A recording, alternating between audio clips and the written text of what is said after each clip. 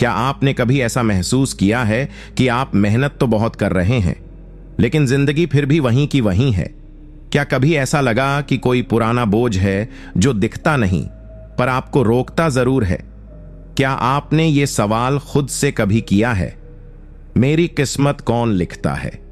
क्या मैं खुद, या मेरे कर्म, या फिर कोई अदृश्य आण? परमहंस योगानंद जी कहते हैं, हर आत्मा एक लंबी यात्रा पर है और पिछले जन्म के कर्म इस जन्म की राह तय करते हैं। आज की ये वीडियो आपके लिए एक आईना होगी, जहां हम बात करेंगे उन 20 गहरे सूत्रों की जो यह बताएंगे कि कैसे पिछले जन्म का कर्म आरण, कार्मिक डेट, आपकी वर्तमान किस्मत को चला रहा है। अगर आपने इस वीडियो को अंत तक देखा तो समझो आपने खुद को बदलने की चाबी पा ली। और हां, अगर आप चाहते हैं कि यह दिव्य ज्ञान और लोगों तक पहुंचे तो कृपया लाइक करें, कमेंट करें कि आप ये वीडियो कहां से देख रहे हैं और सब्सक्राइब करना न भूलें, क्योंकि जब आप इस ज्ञान को साझा करते हैं तो वो कर्म बनता है जो आपकी किस्मत बदलता है। चलिए शुरू करते हैं। सूत्र 1। अगर आपकी जिंदगी में बार बार वही तकलीफें लौट कर आती हैं तो समझिए आपने उनसे कभी सीख नहीं ली। वो पुराने जन्म की बकाया राशि है जो अब भी वसूल होनी बाकी है। परमहंस योगानंद जी कहते हैं, किस्मत कोई दैवी लॉटरी नहीं, यह आपके ही आत्मा द्वारा तय की गई पाठशाला है जिसे आपने पिछले जन्मों में अधूरा छोड़ दिया। बहुत से लोग जीवन में यह सवाल उठाते हैं कि मेरे साथ ही ऐसा क्यों होता है? बार बार विश्वासघात, बार बार आर्थिक तंगी, बार बार रिश्तों में दर्द, बार बार हार। लेकिन वो कभी गहराई से यह नहीं समझते कि यह सब संयोग नहीं, संचित कर्म है। पिछले जन्मों में जो हमने बोया वही अब इस जीवन की जमीन पर उग आया है।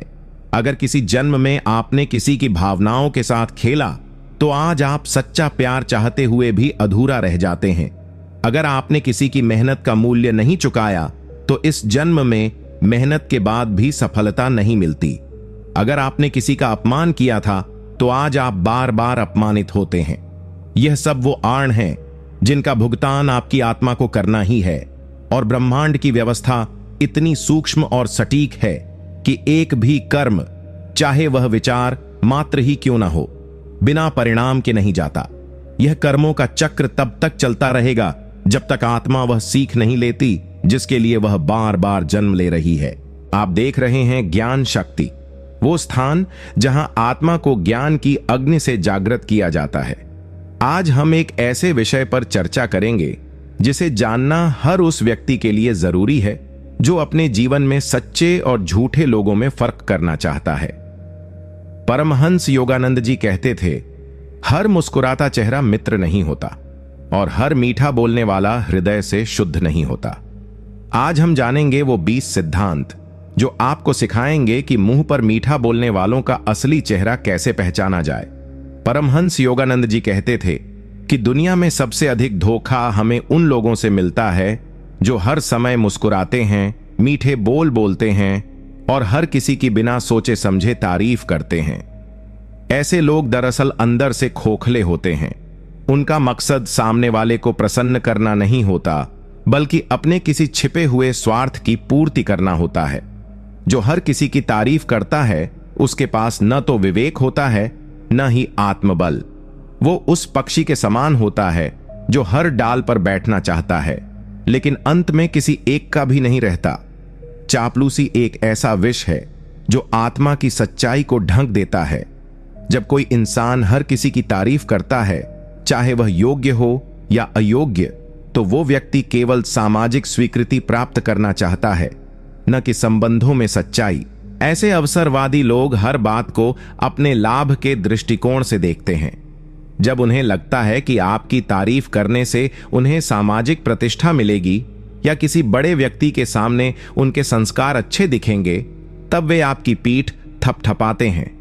लेकिन जब वही लोग निजी बातचीत में होते हैं तो या तो मौन हो जाते हैं या आपकी आलोचना किसी और के कान में फूंक देते हैं।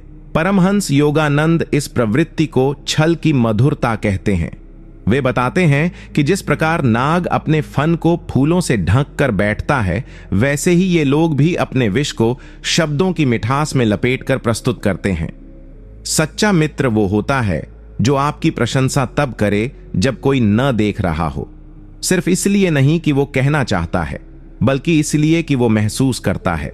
इसलिए जब कोई केवल भीड़ में आपकी तारीफ करे और एकांत में मौन रहे तो सावधान हो जाइए, शायद वो आपकी छवि से प्रेम करता है, आपसे नहीं। सच्चा मित्र आपको सच्चाई बताएगा, मीठा झूठ नहीं देगा।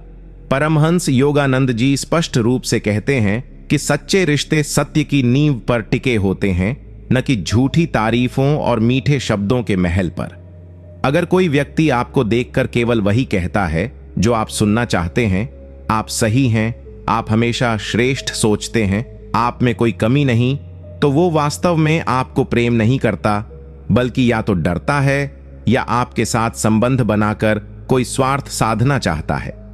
सच्चा मित्र वही होता है जो आपके चेहरे पर मुस्कान लाने के लिए झूठ न बोले, बल्कि जरूरत पड़ने पर आंखें खोलने वाला सच कहने की हिम्मत रखे।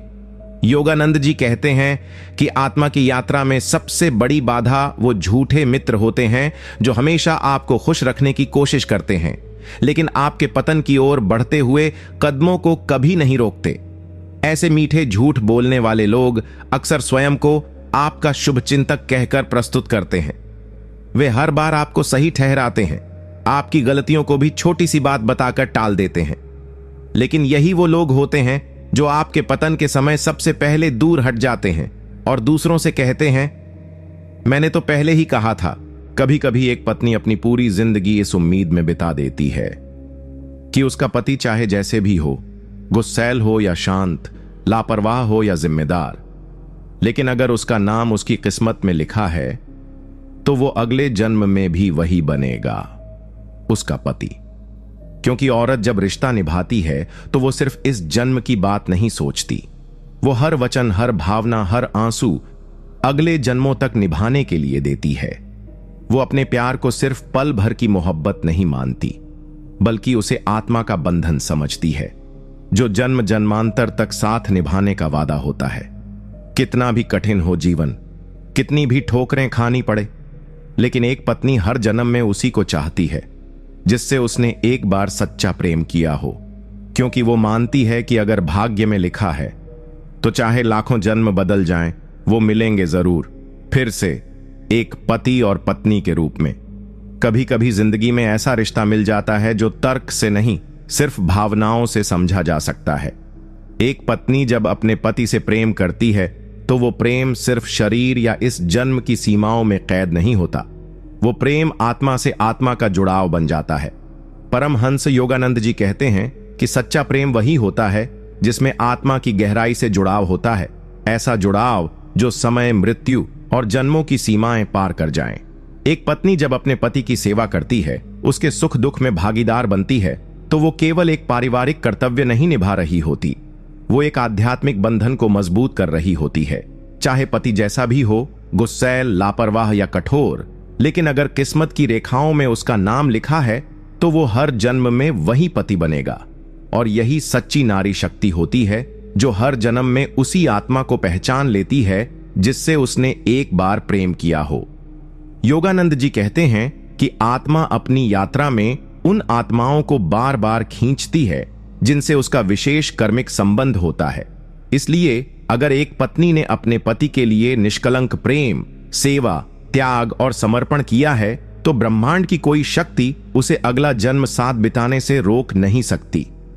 यहां तक कि अगर पति ने अपनी पत्नी को इस जन्म में समझा नहीं, उसे कष्ट दिया, तब भी अगर पत्नी का प्रेम निष्कलंक रहा तो वो पुण्य उस आत्मा को अगले जन्म में बेहतर रूप में लौटा देगा।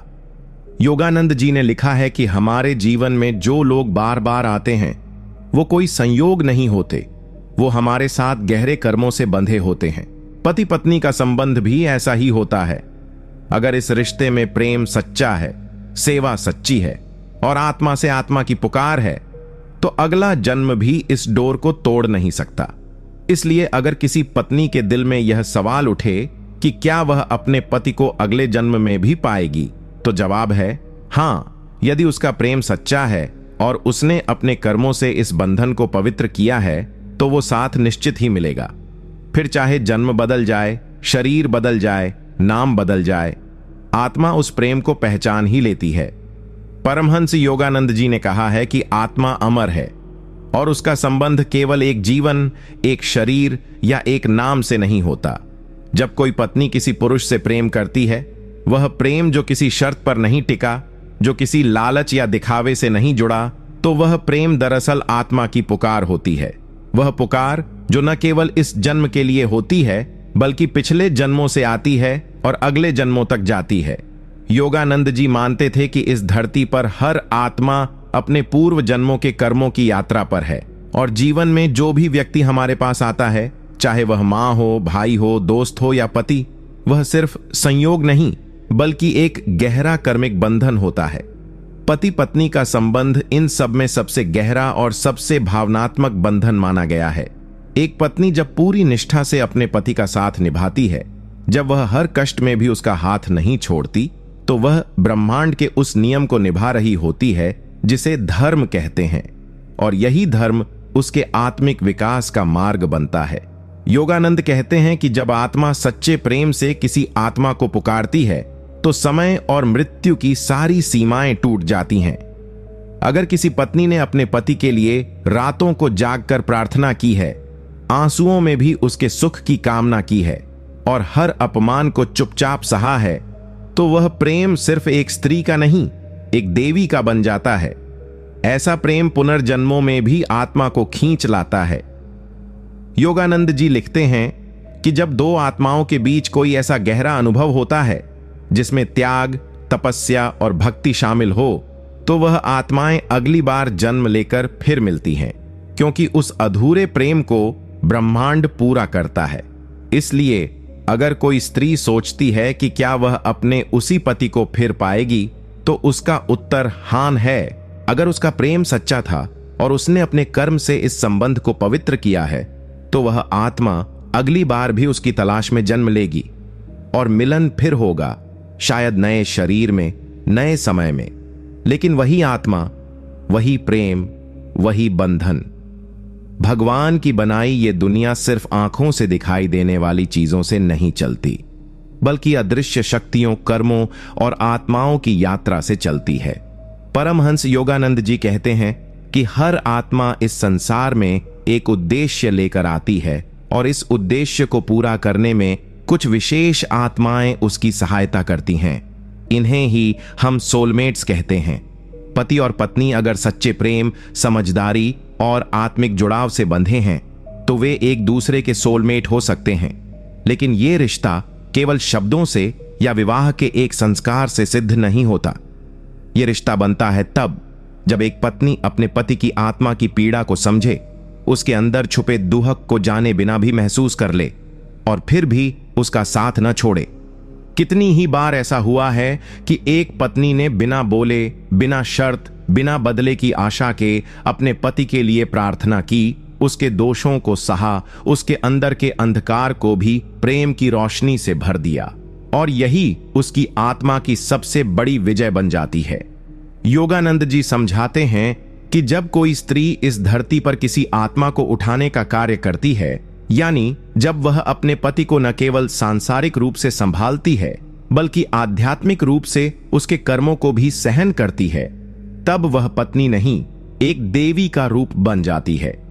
ईश्वर ऐसे प्रेम को कभी व्यर्थ नहीं जाने देते। उस पत्नी का हर त्याग, हर प्रार्थना, हर आंसू ब्रह्मांड के नियमों में दर्ज हो जाता है। और जब वह जन्म समाप्त होता है, जब आत्माएं अपने अनुभव समेटकर पुनः ब्रह्मलोक में लौटती हैं, तो वह आत्माएं जिनका संबंध गहराई से जुड़ा होता है, वे फिर से मिलने की तैयारी करती हैं। तब ईश्वर उस पत्नी के प्रेम को आशीर्वाद के रूप में लौट आते हैं। अगले जन्म में वही आत्मा जो कभी कठोर थी, असंवेदनशील थी, अब बदल चुकी होती है। अब वह पत्नी को वैसे ही प्रेम देती है जैसे पिछली बार उसने उससे पाया था। यह पुनर्जन्म केवल प्रेम की पुनरावृत्ति नहीं, बल्कि उसका उत्थान होता है। योगानंद जी कहते हैं कि आत्मा को आत्मा से जोड़ने वाला जो बंधन एक बार बन जाए, वह अगर प्रेम, क्षमा और सेवा से पवित्र किया गया हो, तो वह संबंध अगले जन्म में और अधिक सुंदर और अधिक शुद्ध रूप में प्रकट होता है। इसलिए एक पत्नी का सच्चा प्रेम सिर्फ वर्तमान को नहीं बदलता, वह भविष्य को आकार देता है। वह प्रेम आत्मा की गहराई में छुपे अंधकार को भी दिव्यता में बदल सकता है। और यही कारण है कि ईश्वर अगला जन्म उसी आत्मा को फिर भेजते हैं, ताकि वह सच्चा प्रेम अब पूरा सम्मान, समझ और भावनात्मक गहराई के साथ निभाया जा सके। तो क्या सच में पति और पत्नी का रिश्ता अगला जन्म तक चलता है? क्या एक पत्नी का सच्चा प्रेम उसे फिर उसी आत्मा से मिलाता है जिसे उसने पिछले जन्म में अपनाया था? परमहंस योगानंद जी कहते हैं, हां, अगर वह प्रेम आत्मा से जन्मा है और कर्म से पवित्र हुआ है तो वह हर जन्म में फिर से खिलता है। संसार की यह सच्चाई है कि शरीर बदलते हैं, नाम बदलते हैं, हालात बदलते हैं, पर आत्माएं वही रहती हैं। और प्रेम करने वाली आत्माएं तो एक दूसरे को पहचान ही लेती हैं। वो पहली नजर में ही एक खामोश सा एहसास देती है, मानो सदियों से इंतजार कर रही हूं। एक पत्नी जब अपने पति से जुड़ती है तो वो सिर्फ इस जीवन के लिए नहीं, बल्कि आत्मा की यात्रा के लिए जुड़ती है। उसके प्रेम में जो पीड़ा है, जो मौन तपस्या है, जो निस्वार्थ समर्पण है, वो इस दुनिया की किसी शक्ति से कम नहीं। और यही कारण है कि जब ब्रह्मांड पुनर्जन्मों की योजना बनाता है तो ऐसी आत्माओं को फिर एक साथ भेजता है, ताकि अधूरी कहानियां पूरी हों, टूटे हुए रिश्ते फिर से जुड़ें और वह प्रेम जो पहले समझा नहीं गया, इस बार पूरी गरिमा से जिया जाए। एक पत्नी का प्रेम केवल वर्तमान नहीं, भविष्य को भी आकार देता है। उसका त्याग, उसकी नम्रता, उसकी मौन प्रार्थनाएं सब मिलकर ब्रह्मांड में एक ऊर्जा बनाते हैं जो उस आत्मा को फिर उसकी ओर खींच लाती है। और यही होता है वो दिव्य संयोग, जहां अलग अलग जन्मों में भी दो आत्माएं एक दूसरे को ढूंढ ही लेती हैं। इसीलिए योगानंद जी समझाते हैं कि यदि एक स्त्री ने पूरी निष्ठा, श्रद्धा और प्रेम से अपने पति को अपनाया है तो वह रिश्ता केवल 7 फेरों का नहीं, बल्कि 7 जन्मों का होता है। वह प्रेम जो आज अधूरा है वह कल पूर्ण होगा। वह सम्मान जो आज नहीं मिला वह अगले जन्म में मिलेगा। और वह आत्मा जो आज दूर है वह किसी मोड़ पर फिर सामने खड़ी होगी, उसी प्रेम, उसी एहसास और उसी गहराई के साथ। क्योंकि जब प्रेम सच्चा होता है तो भगवान खुद उसे पूरा करने का वादा निभाते हैं। परमहंस योगानंद जी ने एक स्थान पर लिखा है कि जब आत्मा किसी आत्मा को बार बार खींचे, जब बिना किसी कारण उसके लिए मन प्रार्थना करे और जब जीवन की हर पीड़ा में भी उस आत्मा के लिए क्षमा का भाव बचा रहे, तब समझ लेना चाहिए कि वह रिश्ता केवल एक जन्म का नहीं है, वह आत्मिक है, दिव्य है और ईश्वर की योजना में उसका स्थान निश्चित है। एक पत्नी का प्रेम कुछ ऐसा ही होता है। वह केवल शब्दों में नहीं, आत्मा के मौन में जीता है। वह प्रेम आंसुओं में पलता है, त्याग में बल पाता है और भक्ति में शुद्ध होता है। वह प्रेम तब भी साथ नहीं छोड़ता जब पति उसे नहीं समझ पाता, जब समाज उसे कमजोर समझता है या जब हालात उसकी परीक्षा लेते हैं। दरअसल पत्नी के भीतर जो शक्ति है वह सिर्फ सहने की नहीं, बल्कि रचने की है। वो अपने प्रेम से एक आत्मा को बदल सकती है, उसे ईश्वर की ओर मोड़ सकती है, उसे पुनः जन्म में भी अपनी ओर खींच सकती है। जब एक पत्नी अपने भीतर के दर्द को भगवान के चरणों में समर्पित कर देती है, तब वह दर्द वरदान बन जाता है। क्योंकि तब वह सिर्फ पत्नी नहीं रहती, वह तपस्विनी बन जाती है, जिसने अपने प्रेम को ईश्वर की तपिश में तपाकर अमृत बना लिया है। और इस अमृत की मिठास ईश्वर आने वाले जन्मों में लौट आते हैं। अगली बार जब वह आत्मा जन्म लेती है तो परिस्थितियां अलग होती हैं, पर आत्मा वही होती है।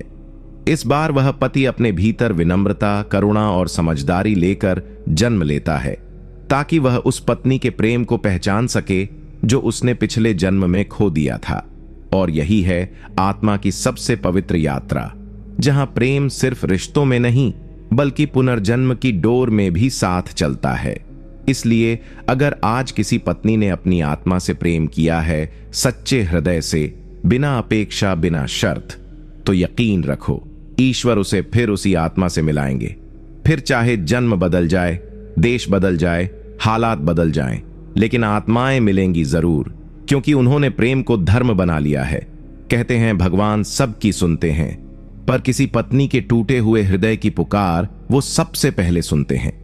क्योंकि एक पत्नी जब जीवन के हर संघर्ष को अपने आंचल में समेट लेती है, हर अपमान को चुपचाप पी जाती है और फिर भी हर रात उसी व्यक्ति के लिए प्रार्थना करती है जिसे संसार ने उसका पति कहा, पर जिसने शायद उसे कभी समझा नहीं, तब उसका प्रेम ईश्वर के लिए सबसे पवित्र यज्ञ बन जाता है। परमहंस योगानंद जी कहते हैं कि ऐसी स्त्री जो अपने पति के दोषों को भी प्रेम से ढक देती है, वह केवल पत्नी नहीं, एक दिव्य आत्मा होती है। उसके कर्म, उसके अश्रु और उसका मौन, ये सब ईश्वर की लेखनी में दर्ज हो जाते हैं। और जब अगला जन्म रचा जाता है तो ब्रह्मांड उसकी हर वेदना को मोतियों में बदल देता है। उस आत्मा को फिर वही आत्मा दी जाती है, लेकिन इस बार बदली हुई, संवेदनशील, समझदार और प्रेम से भरी हुई। और यही वह जन्म होता है जहां पत्नी को वह सब कुछ मिल जाता है जो पिछले जन्म में उसने खो दिया था। वो इज्जत, वो अपनापन, वो सुकून जो पहले कभी केवल एक सपना लगता था, अब उसकी वास्तविकता बन जाता है। यही है कर्म का रहस्य और यही है पुनर्जन्म का वरदान। योगानंद जी समझाते हैं कि जब प्रेम, भक्ति और तपस्या मिल जाएं, तो आत्मा उस स्तर पर पहुंच जाती है जहां वह अपनी इच्छाओं को भी ईश्वर के सामने समर्पित कर देती है, और उस समर्पण की गूंज से ब्रह्मांड हिल जाता है। फिर चाहे एक जन्म में वह रिश्ता अधूरा रहा हो, लेकिन ईश्वर उसे अगले जन्म में पूर्ण करते हैं, क्योंकि अब वह केवल पति पत्नी नहीं, आत्मिक साथी, सोल कंपेनियंस बन चुके होते हैं। और जब आत्माएं एक बार आत्मिक स्तर पर जुड़ जाएं, तो फिर वे सिर्फ साथ नहीं रहते, वे एक दूसरे के अस्तित्व में रम जाते हैं। यही है सच्चे प्रेम की पूर्णता और यही है उस पत्नी की जीत। वहां हर अश्रु की गिनती होती है, हर पुकार सुनी जाती है और हर प्रेम की तपस्या का फल जरूर दिया जाता है। शायद आज नहीं, लेकिन अगले जन्म में अवश्य। योगानंद जी बताते हैं कि आत्मा का संबंध शरीर से बड़ा होता है। एक पत्नी का अपने पति से जुड़ाव केवल एक सामाजिक कर्तव्य नहीं, बल्कि पूर्व जन्मों के कर्मों की निरंतरता होती है। और जब वह निरंतरता प्रेम, क्षमा और भक्ति से भरी होती है, तो वह आत्माएं फिर एक साथ जन्म लेती हैं। पर इस बार समीकरण बदल जाते हैं। इस बार वह पत्नी उस ऊंचाई पर होती है जहां वह सम्मान की अधिकारिणी बनती है। अब उसका प्रेम कमजोर नहीं बल्कि शक्तिशाली होता है, और उसका पति, वह अब केवल नाम से नहीं, कर्म से भी उसका होता है। क्योंकि ब्रह्मांड ने देखा है कि उसने कितना सहा, कितना जिया और कितनी बार उस प्रेम को टूटने नहीं दिया। अब वह प्रेम केवल पुनर्मिलन नहीं, आत्मा का पुनर्जन्म है। और यही वो दिव्य क्षण होता है जब पत्नी की आंखों में आंसू नहीं बल्कि शांति होती है, क्योंकि अब उसका प्रेम अधूरा नहीं, पूरा है। यही है ईश्वर का न्याय और यही है सच्चे प्रेम का वरदान। कभी कभी एक पत्नी अपने जीवन में कोई बड़ी बात नहीं कहती, वह ना कोई वादा करती है, न कोई कस्में खाती है, लेकिन उसका मौन, उसकी नजरें, उसका समर्पण, ये सब मिलकर एक ऐसा आत्मिक वचन बन जाता है जिसे न तो समय मिटा सकता है, न मृत्यु और न ही पुनर्जन्म। परमहंस योगानंद जी कहते हैं कि आत्मा जो वचन देती है वह शब्दों की मोहताज नहीं होती। जब एक पत्नी अपने पति को रोज खाना खिलाते हुए, चुपचाप उसकी थकान को समझते हुए, हर बार खुद को पीछे रखते हुए अपना जीवन समर्पित कर देती है, तब वह प्रेम ईश्वर की नजर में एक तपस्विनी की साधना बन जाता है। और यही साधना अगले जन्म की कहानी लिखती है। वह पत्नी उस पुरुष के जीवन में कुछ ऐसा बो देती है जो जन्म बदलने के बाद भी खिलता है। योगानंद जी का यह मानना था कि जब आत्मा आत्मा से कोई गुप्त वचन ले लेती है तो वह ब्रह्मांड की रेखाओं पर दर्ज हो जाता है। अगली बार जब वे आत्माएं मिलती हैं किसी दूसरे देश, समय या शरीर में, तो वही वचन उन्हें खींच लाता है। एक अजीब सी पहचानी हुई अनुभूति होती है, एक नजरों की मुलाकात जो सब कुछ कह जाती है, एक चुप्पी जिसमें पिछले जन्मों की सारी बातें छुपी होती हैं। पत्नी ने भले ही इस जन्म में त्याग किया हो, सहन किया हो, अकेलेपन को जिया हो, लेकिन उसका आत्मा से जुड़ा प्रेम खोता नहीं है। वह एक दिव्य बीज बनकर अगले जन्म की मिट्टी में उगने लगता है। और जब समय आता है तो वह प्रेम पुनः खिलता है, और इस बार वह फूल सिर्फ सौंदर्य नहीं बल्कि सुगंध भी देता है, सम्मान भी देता है। और सबसे बड़ी बात, इस बार पत्नी अकेली नहीं होती, बल्कि उसके हर त्याग को समझने वाला जीवन साथी भी साथ होता है। यही है आत्मा का मौन वचन, जो जन्मों तक निभाया जाता है। कहते हैं कि सबसे गहरे प्रेम की कोई आवाज नहीं होती, वो केवल आत्मा की थरथराहट में महसूस होता है। एक पत्नी जो अपने पति से प्रेम तो करती है, लेकिन शायद कभी कह नहीं पाती, जो हर दिन उसकी उपेक्षा सहती है, फिर भी उसके लिए रोटियां बेलती है, जो हर अपमान के बाद भी उसके चरणों में विश्वास रखती है, वह स्त्री एक ऐसा अधूरा प्रेम जीती है जो संसार की नजरों में भले ही छोटा हो, लेकिन भगवान की नजरों में सबसे ऊंचा होता है। परमहंस योगानंद जी कहते हैं कि अधूरा प्रेम ईश्वर की योजना का हिस्सा होता है। वह अधूरापन ही आत्मा को तपाकर शुद्ध करता है, उसे ईश्वर के निकट ले जाता है। ऐसी पत्नी जब हर रात रोकर भी अपने पति के लिए मंगल की कामना करती है, तो वो आंसू केवल पीड़ा नहीं रहते, वो अगला जन्म रचने वाले बीज बन जाते हैं। ईश्वर उस पत्नी की आत्मा से निकलती हर हुक को सुनते हैं, हर आह को संजोते हैं, और जब उसका शरीर थक जाता है, जब उसके शब्द चुप हो जाते हैं, तब ईश्वर बोलते हैं। वे उस अधूरे प्रेम को अगले जन्म में पूरा करने की योजना बनाते हैं, और फिर जन्म होता है एक नए युग में, नई परिस्थितियों में, लेकिन आत्माएं वही होती हैं। इस बार पत्नी का प्रेम फिर अधूरा नहीं रहता, क्योंकि इस बार भगवान खुद साक्षी होते हैं। पति भी इस बार उस प्रेम को पहचानता है, क्योंकि अब उसकी आत्मा भी परिपक्व हो चुकी होती है। वह अब न केवल पत्नी को देखता है, बल्कि उसके भीतर बसे ईश्वर को भी देखता है। यही है अधूरे प्रेम की नियति, जो एक जन्म में भले ही टूट जाए, लेकिन अगले जन्म में वह एक आशीर्वाद बनकर लौटता है। और जब आत्माएं मिलती हैं, तो सिर्फ दो लोग नहीं मिलते, दो युग, दो जन्म और दो अधूरी कहानियां एक हो जाती हैं। पूर्णता में, शांति में और दिव्यता में धैर्य। यह एक ऐसा शब्द है जो सुनने में छोटा लगता है, लेकिन जब कोई पत्नी इसे अपने जीवन में उतार लेती है, तो वह साधारण स्त्री नहीं रहती, वह एक जीवित तपस्विनी बन जाती है।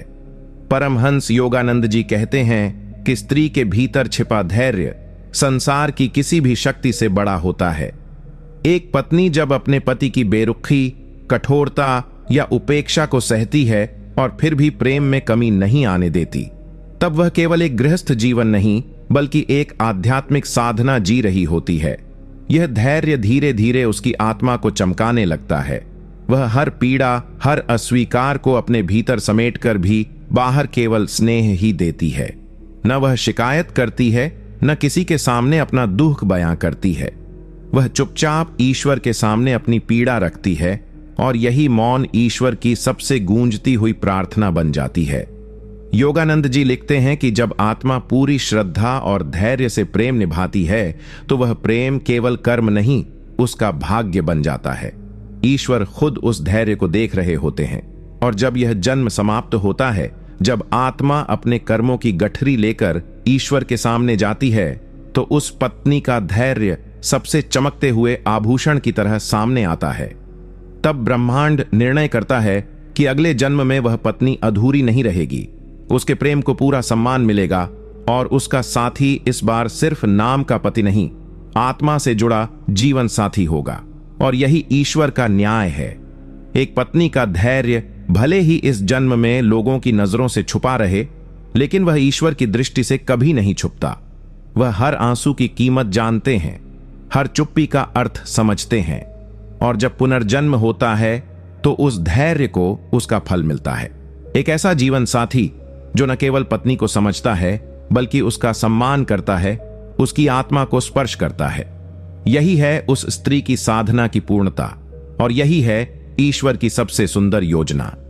जब आत्मा बार बार एक ही आत्मा की ओर खींचती है, जब वर्षों का इंतजार थमता नहीं, जब जन्म जन्मांतर तक एक ही व्यक्ति के लिए आंखें खोजती हैं, तो समझ लेना चाहिए कि यह कोई साधारण प्रेम नहीं, यह ईश्वर द्वारा स्वयं रचित प्रेम है। परमहंस योगानंद जी ने कहा है कि आत्मा जो प्रेम करती है, वह प्रेम समय और मृत्यु की सीमाओं से परे चला जाता है। और जब कोई पत्नी अपने भीतर उस प्रेम को संजोए रखती है, पूरी निष्ठा, धैर्य और समर्पण के साथ, तो वह प्रेम केवल सांसारिक नहीं रहता, वह आध्यात्मिक बन जाता है। एक जन्म में वह प्रेम चाहे जितना भी टूटा हो, अधूरा रहा हो, ठुकराया गया हो, लेकिन अगर वह सच्चा था तो वह पुनर्जन्म में लौटता है। और इस बार वह केवल प्रेम बनकर नहीं आता, वह पूरा जीवन बनकर आता है। वह पति जो कभी उदासीन था, इस बार संवेदनशील होता है। वह घर जो कभी बोझ लगता था, अब मंदिर बन जाता है। स्त्री जिसने एक जन्म केवल सहा, इस बार वह आदर, अपनापन और आत्मिक जुड़ाव पाती है। यह वही कहानी है जो एक पत्नी ने अपने आंसुओं से लिखी थी, जो उसके मौन ने रची थी और जिसे ईश्वर ने अपने हस्ताक्षर से पूरा किया। यही है पुनर्जन्म की सबसे सुंदर व्याख्या। योगानंद जी कहते हैं कि जब आत्माएं अपनी यात्रा में पवित्र प्रेम को बार बार खोजती हैं, तो अंततः वे उसे पा ही लेती हैं। चाहे वो प्रेम पिछले जन्म में अधूरा रह गया हो, पर अगले जन्म में वह एक फूल बनकर खिलता है, जिसकी खुशबू में तपस्या भी होती है और तृप्ति भी। इसलिए यदि आज कोई पत्नी यह सोचती है कि क्या वह अपने पति को अगले जन्म में भी पाएगी, तो उत्तर है हां। अगर तुम्हारा प्रेम सच्चा था, त्याग निष्कलंक था और आत्मा ने ईश्वर पर भरोसा नहीं छोड़ा, तो वह आत्मा फिर लौटेगी, फिर उसी चुप मुस्कान के साथ, और इस बार तुम्हारा हाथ कभी नहीं छोड़ेगी। यही है प्रेम की पूर्णता और यही है आत्मा की मुक्ति। कभी कभी यह प्रश्न भीतर उठता है, यदि प्रेम इतना सच्चा था तो फिर अधूरा क्यों रहा? यदि पत्नी ने अपने जीवन का हर पल समर्पण में जिया, तो उसे उसके प्रेम का पूरा साथ इसी जन्म में क्यों नहीं मिला? परमहंस योगानंद जी कहते हैं कि ईश्वर की योजना हमारी समझ से बहुत ऊंची होती है। वह जानते हैं कि कब आत्मा को तपाकर पवित्र करना है, कब प्रेम को अधूरा छोड़ना है ताकि वह पूर्णता की प्यास में गहराता जाए, और कब उस अधूरे प्रेम को एक दिव्य मिलन में बदलना है। कई बार एक पत्नी को इस जीवन में केवल सेवा और त्याग ही मिलता है, लेकिन यही सेवा ही तो उसके प्रेम को ईश्वर तक पहुंचाती है। जब वह बिना शिकायत के, बिना अपेक्षा के, केवल समर्पण में जीवन बिताती है, तो वह प्रेम सांसारिक नहीं, आत्मिक तपस्या बन जाता है। और भगवान ऐसी तपस्या को कभी व्यर्थ नहीं जाने देते। वह देख रहे होते हैं कि किस स्त्री ने अपने दुख छिपा लिए, किसने हर अपमान के बदले मौन रख लिया और किसने हर चोट को चुपचाप ईश्वर के चरणों में अर्पित कर दिया। योगानंद जी समझाते हैं कि जब ब्रह्मांड में कोई आत्मा इस स्तर की तपस्या करती है, तो उसकी अगली यात्रा बिल्कुल अलग लिखी जाती है। अगले जन्म में उसे वही आत्मा मिलती है जिससे उसका बंधन अधूरा रह गया था, लेकिन इस बार परिस्थितियां बदली होती हैं। इस बार उसका प्रेम सिर्फ समझा ही नहीं जाता, बल्कि पूजा जाता है। उसका त्याग केवल अनुभव नहीं किया जाता, बल्कि उसका सम्मान किया जाता है। यही ईश्वर का न्याय है। वह प्रेम को अधूरा नहीं छोड़ते, वह केवल उसे एक ऊंचे उद्देश्य के लिए स्थगित करते हैं। इसलिए अगर कोई पत्नी आज ये सोचकर रोती है कि उसका प्रेम क्यों नहीं फलित हुआ, तो ईश्वर उससे बस इतना कहते हैं, मैंने सब देखा है, अब अगले जन्म में तुझे तेरा हक मिलेगा, और वह भी सम्मान सहित। कुछ प्रेम इतने पुराने होते हैं कि वे शब्दों में नहीं आते, केवल आत्मा की गहराई में महसूस होते हैं। परमहंस योगानंद जी कहते हैं कि कुछ आत्माएं हजारों वर्षों से एक दूसरे को ढूंढ रही होती हैं, हर जन्म में, हर युग में, हर रूप में। जब एक पत्नी इस जन्म में अपने पति से ऐसा प्रेम करती है जो शब्दों से नहीं बल्कि मौन से गूंजता है, ऐसा प्रेम जो उसकी हर पीड़ा के पार भी जीवित रहता है, तो समझ लेना चाहिए कि वह आत्मा कोई साधारण आत्मा नहीं, वह एक प्राचीन आत्मा है जो कई जन्मों से प्रेम को निभा रही है। वह स्त्री, वह पत्नी, वो केवल इस जन्म की नहीं, कई जन्मों की यात्रा लेकर आई है, और उसका प्रेम भी वैसा ही पुराना, गहरा और मजबूत होता है। जब वह पत्नी अपने भीतर हर दुख को दबा लेती है और फिर भी अपने पति के लिए भगवान से प्रार्थना करती है, तो वह केवल एक स्त्री नहीं बल्कि एक युगों से जागृत आत्मा बन जाती है, जिसे ईश्वर भी आदर से देखते हैं। योगानंद जी लिखते हैं कि ऐसी आत्माएं जब पुनः जन्म लेती हैं, तो वे एक दूसरे को खोज निकालती हैं, बिना नाम के, बिना चेहरे की पहचान के, केवल आत्मा की सुगंध से। इसलिए अगर आज एक पत्नी यह समझ नहीं पा रही कि क्यों उसका प्रेम केवल त्याग बनकर रह गया है, क्यों उसे बदले में कुछ नहीं मिला, तो वह यह जाने कि वह आत्मा अपनी अगली यात्रा के लिए ईश्वर के विशेष आशीर्वाद में जा रही है। क्योंकि हर जन्म में प्रेम को शब्द नहीं मिलते, कभी कभी केवल कर्म मिलता है, और यह कर्म ही अगली बार उसे ऐसा प्रेम बनकर लौट आता है जो अधूरा नहीं, परमात्मा की योजना का साक्षात प्रमाण होता है। इस बार जब वह आत्मा लौटती है तो दुनिया उसे प्रेमी कहती है, लेकिन ईश्वर उसे पूरे हुए वचन की आत्मा कहते हैं। जब एक पत्नी अपने मन की हर भावना, अपनी हर उम्मीद और अपने हर सपने को केवल एक इंसान के नाम कर देती है, तब वो प्रेम केवल सांसारिक नहीं रह जाता, वह आत्मिक साधना बन जाता है। परमहंस योगानंद जी कहते हैं कि जब कोई स्त्री बिना बोले, बिना किसी प्रतिक्रिया की अपेक्षा किए, केवल अपने कर्म, सेवा और मौन प्रार्थनाओं से पति को प्रेम देती है, तो वो प्रेम सीधे ईश्वर तक पहुंचता है। वो आंसू जो किसी को नहीं दिखते, वो थकावट जो किसी को नहीं सुनाई देती, और वो उम्मीद जो टूटने के बाद भी जीवित रहती है, ये सब ब्रह्मांड की सबसे गूंजती हुई आवाज बन जाते हैं।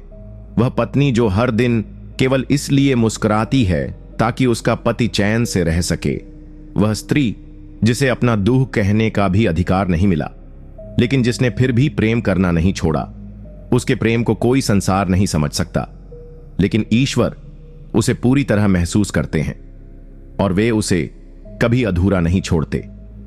योगानंद जी बताते हैं कि ऐसे प्रेम का एक ही नियम है, यह प्रेम जितना मौन रहेगा उतना ही गूंजता है, जितना सहता है उतना ही फलता है, और जितना टूटकर भी जुड़ा रहता है उतना ही ईश्वर उसे अगले जन्म में पूर्ण करते हैं। जब आत्मा फिर जन्म लेती है, तब वही पत्नी एक ऐसे जीवन साथी से मिलती है जो न केवल उसका प्रेम समझता है, बल्कि उसकी आत्मा को महसूस करता है। इस बार वह रिश्ता केवल शरीर का नहीं होता, आत्मा का मिलन होता है। अब वह पत्नी कभी अकेली नहीं रहती, क्योंकि यह नया जन्म उसकी उस साधना का फल होता है जो उसने बिना शब्दों के निभाई थी।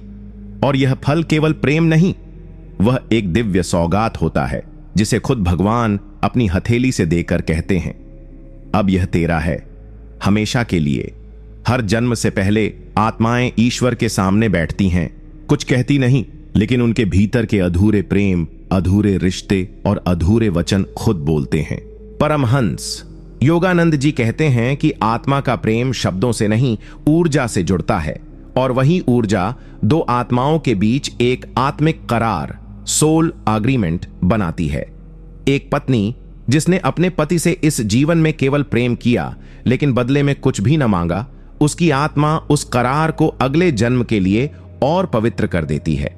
वो वचन जो कभी नहीं बोले गए, वो वादे जो अधूरे रह गए, और वो साथ जो परिस्थितियों के कारण टूट गया, वे सब अगले जन्म की पटकथा बनते हैं। जब एक स्त्री चुपचाप अपने भाग्य को सहती है लेकिन फिर भी अपने पति के लिए प्रेम छोड़ती नहीं, तब वह केवल एक पतिव्रता नहीं बल्कि एक जागृत आत्मा बन जाती है जो ईश्वर के ध्यान में प्रवेश कर चुकी होती है। योगानंद जी लिखते हैं कि इस संसार में हर आत्मा की यात्रा अधूरी तब तक रहती है जब तक वह अपने करार को पूरा न कर ले, और जो पत्नी अपने जीवन में प्रेम, समर्पण और क्षमा के पवित्र गुण लेकर जिए, उसकी आत्मा से ब्रह्मांड स्वयं कहता है, तुमने अपनी परीक्षा पूरी की, अब तुम्हारा अधिकार है कि वही आत्मा फिर लौटे, लेकिन इस बार प्रेम को पहचान कर। और जब पुनर्जन्म होता है तो परिस्थितियां भले बदल जाती हैं, लेकिन आत्माएं एक दूसरे को पहचान लेती हैं। पहली बार देखते ही एक गहरी शांति महसूस होती है, एक जानी पहचानी सी ऊर्जा जो कहती है मैं तुझे जानती हूं। और यही वह करार होता है जो जन्मों पहले किया गया था। इस बार वह प्रेम अधूरा नहीं रहता, यह रिश्ता समझौता नहीं होता, यह मिलन ईश्वर द्वारा प्रमाणित होता है। और जब पत्नी इस नए जीवन में वह प्रेम, वह सम्मान और वह आत्मिक जुड़ाव पाती है, तो उसकी आत्मा मुस्कुराकर कहती है, अब यह साथ जन्म जन्म तक चलेगा। कभी कभी एक स्त्री पूरी जिंदगी अपने पति से सच्चा प्रेम करती है, लेकिन वह प्रेम शब्दों में नहीं, केवल आंखों में रहता है, स्पर्श में नहीं, केवल मौन में होता है। और जब वह पत्नी इस दुनिया को छोड़ती है, तब भी कोई हंगामा नहीं होता, बस एक गहरा सन्नाटा रह जाता है। यही वो अंतिम मौन विदाई होती है, जहां आत्मा सब कुछ कह चुकी होती है, लेकिन किसी ने सुना नहीं होता। परमहंस योगानंद जी कहते हैं कि यह मौन ही आत्मा का सबसे ऊंचा संप्रेषण होता है।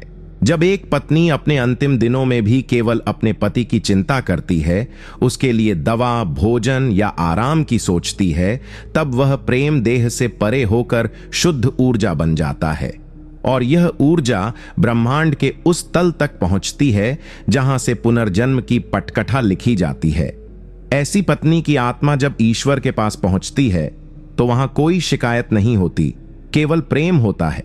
लेकिन वह प्रेम इतना सच्चा होता है कि ईश्वर स्वयं उस आत्मा से कहते हैं, अब तुम्हारा आरण चुक चुका है, अब अगला जन्म तुम्हारे लिए वरदान होगा। और फिर शुरू होती है अगले जीवन की यात्रा, जिसमें अब वह पत्नी उसी आत्मा से मिलती है, लेकिन इस बार हालात पूरी तरह बदल चुके होते हैं। अब उसका वह पति सिर्फ शरीर से नहीं, आत्मा से उसका हो चुका होता है। इस बार वह न केवल देखता है बल्कि महसूस करता है। वह न केवल साथ होता है बल्कि समर्पित होता है। यह उस मौन प्रेम का प्रतिफल होता है जो एक स्त्री ने बिना बोले जिया था। और जब दोनों आत्माएं फिर एक हो जाती हैं, इस बार बिना कोई वादा, बिना कोई मांग, केवल मौन स्वीकार में, तो वही आत्मा मुस्कुराकर कहती है, अब कोई अधूरापन नहीं बचा, अब यह 7 जन्मों से भी परे चलेगा। जब कोई पत्नी सच्चे हृदय से अपने पति को प्रेम करती है तो वह केवल साथ निभाने वाली नहीं रहती, वह एक अदृश्य रक्षक बन जाती है। परमहंस योगानंद जी कहते हैं कि आत्मा से आत्मा का संबंध जब प्रेम, तपस्या और क्षमा के स्तर तक पहुंच जाए तो वह नारी शक्ति देवी तुल्य बन जाती है। वह न केवल घर को संभालती है बल्कि अपने पति के भाग्य, उसकी आत्मिक दिशा और उसके कर्मों को भी अपने प्रेम से ढक देती है। यह रक्षा किसी तावीज या मंत्र से नहीं होती, यह तो उस मौन से होती है जो वह हर बार पति के गलत फैसलों को भी चुपचाप सहकर देती है। एक पत्नी जब अपने पति के लिए रात रात भर भगवान से प्रार्थना करती है, जब वह उसके लिए नजर उतारती है या बिना कहे उसके कष्ट को अपने भीतर खींच लेती है, तो वह केवल पत्नी नहीं, एक दिव्य आत्मा होती है। योगानंद जी कहते हैं कि इस प्रेम की शक्ति इतनी अधिक होती है कि यह पति के अगले जन्मों को भी प्रभावित करती है। वह स्त्री अपने प्रेम से उसके पूरे जीवन का मार्ग बदल देती है और स्वयं भगवान उस प्रेम को एक सुरक्षा कवच बना देते हैं। अगला जन्म जब लिखा जाता है तब ईश्वर निर्णय करते हैं कि अब वह स्त्री केवल पत्नी नहीं, पथ प्रदर्शक बनकर लौटेगी। और इस बार पति को न केवल उसका साथ मिलेगा बल्कि उसका मार्गदर्शन, उसकी करुणा और आत्मिक प्रेम भी मिलेगा, जो उसे आत्मा की गहराई से जागृत करेगा।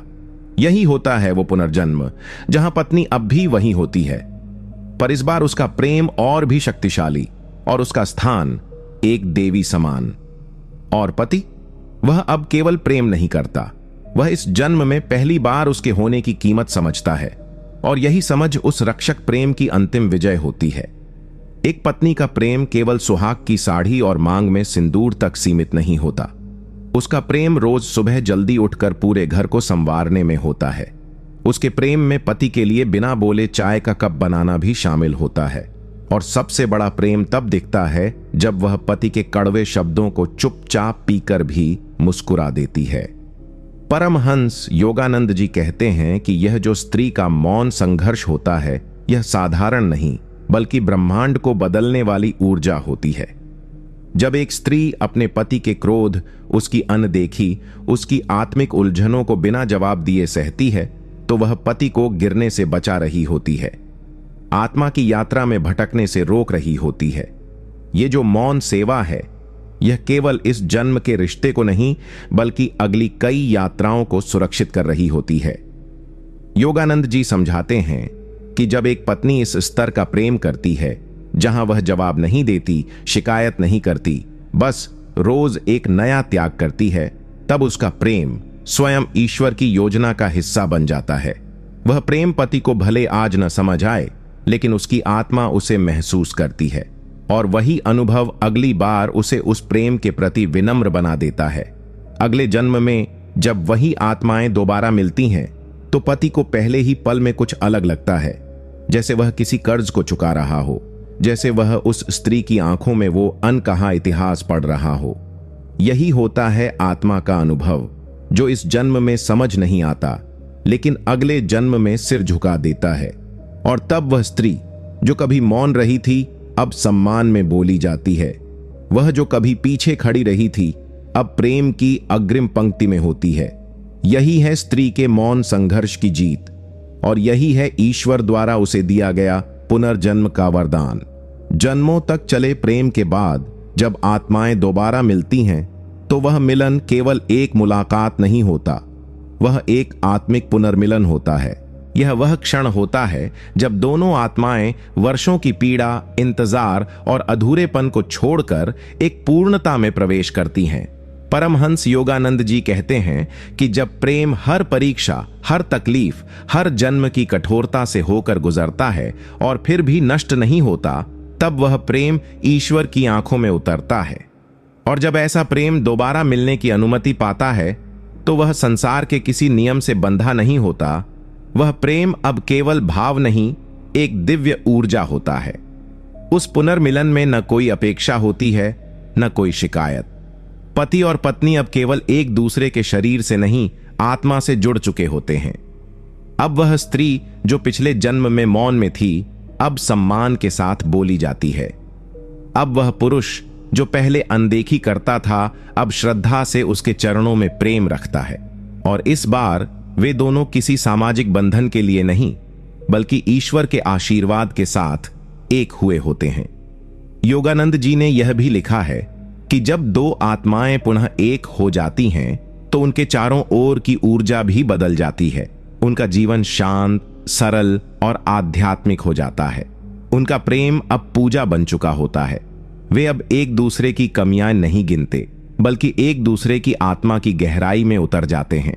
यह वही प्रेम होता है जो जन्मों पहले अधूरा छोड़ दिया गया था, ताकि वह पूर्णता के योग्य बन सके।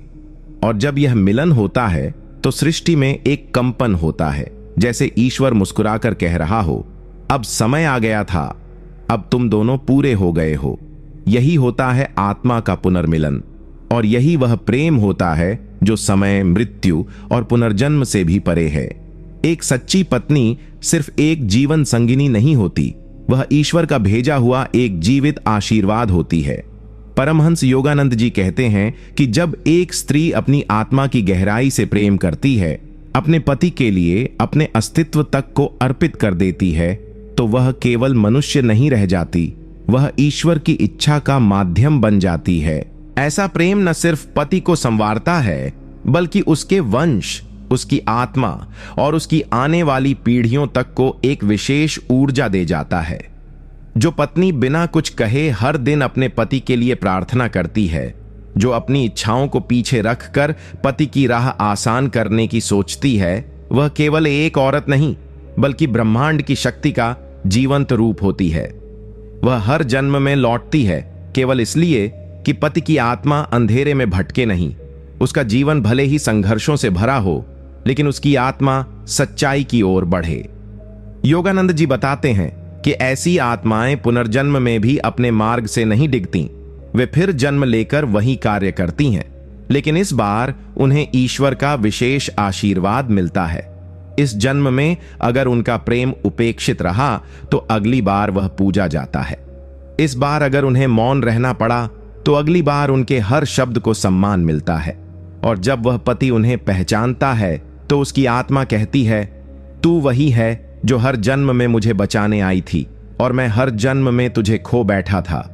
यह क्षण केवल पुनर्मिलन नहीं होता, यह वह क्षण होता है जब पत्नी का प्रेम, तपस्या और करुणा तीनों एक साथ फलित होते हैं। तब ईश्वर मुस्कुराते हैं, क्योंकि उन्होंने जो आत्मा पृथ्वी पर भेजी थी प्रेम सिखाने के लिए, उसने अपना कार्य पूरा कर दिया। कभी कभी दो लोग पहली बार मिलते हैं, बात करते हैं, और अचानक उनके भीतर एक अजीब सी शांति उतरती है, जैसे कहीं कुछ थम गया हो, जैसे कोई तलाश पूरी हो गई हो। यही वह दिव्य क्षण होता है जिसे परमहंस योगानंद जी आत्मा की गहरी पहचान कहते हैं। ये आत्माएं भले ही इस जन्म में पहली बार मिल रही हों, लेकिन इनके बीच कोई नया परिचय नहीं होता। ये पहचान जन्मों पुरानी होती है। वो स्त्री जो इस जन्म में फिर से पत्नी बनी है, वह उस आत्मा की वही रक्षक है जिसने पिछले जन्मों में हर तूफान को सहा था। और पति, उसे न समझ में आने वाला खिंचाव होता है, जैसे वह उसके बिना अधूरा था और अब वह उसके पास आकर पूरा हो गया हो। योगानंद जी बताते हैं कि आत्मा के स्तर पर प्रेम कभी नष्ट नहीं होता, वह केवल भूल जाया जाता है, लेकिन पुनर्मिलन की घड़ी में सब कुछ धीरे धीरे याद आने लगता है, किसी मुस्कान में, किसी स्पर्श में, या केवल आंखों की नमी में। यह पहचान भावनाओं से नहीं, ऊर्जा से होती है, और जब यह होता है तो दोनों आत्माएं बिना किसी वाद विवाद के, बिना किसी डर के एक दूसरे के जीवन में घुलने लगती हैं।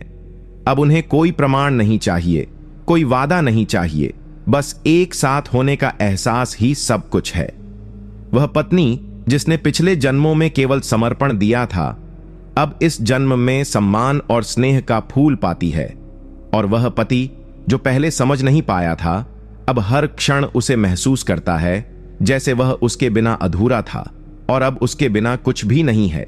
यही होता है ईश्वर का सच्चा न्याय, और यही होता है वो प्रेम जो समय, मृत्यु और जीवन की हर दीवार को पार करके फिर एक हो जाता है, इस बार न टूटने के लिए, न बिछड़ने के लिए, बल्कि हमेशा के लिए।